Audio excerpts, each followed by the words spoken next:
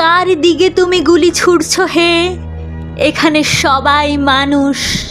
তুমি কে? তুমি কি গ্রহান্তরের দলছুট? তোমার কখনো ছিল নাকি শৈশব? তুমি কি কখনো দেখনি মাটিতে ঘুমন্ত কোনো শিশু? জানালার ধারে দাঁড়ানো একলা শূন্য দৃষ্টি নারী। কার দিকে তুমি গুলি ছুড়ছো হে? এখানে সবাই মানুষ। নামাও রাইফেল। এ পৃথিবী তোমার একলার নয়। এ পৃথিবী লোভের, ঘৃণার, উন্মত্ততার নয়।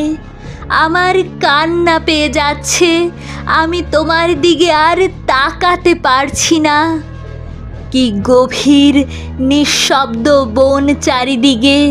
ওরা জানে, ওরা সব দেখেছে।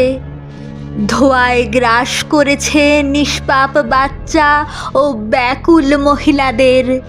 ক্ষুধার্ত ও বঞ্চিতদের দিকে উদ্যত মুষ্টি তুলেছে যারা, তারা কে? কার দিকে তুমি গুলি ছুড়ছো হে? এখানে সবাই মানুষ। লাটভিয়ার রিগা শহর থেকে 30 মাইল দূরে জঙ্গলের মধ্যে অনেকখানি ফাঁকা জায়গা। সেখানে দাঁড়িয়ে আমি অভিভূত হয়ে পড়েছিলুম।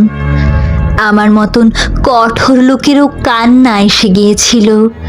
40 বছর আগে ওই স্থানটিতে 80,000 শিশু, বৃদ্ধ, নারী, পুরুষকে ঠান্ডা মাথায় খুন করা হয়েছে।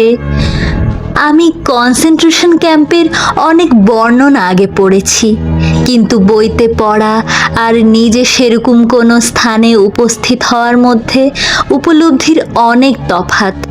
সেখানে দাঁড়িয়ে আমার হঠাৎ মনে পড়ল একটি বিখ্যাত চেকোস্লোভাক যুদ্ধবিরোধী উপন্যাসের লাইন, কার দিকে তুমি গুলি ছুড়ছো হে?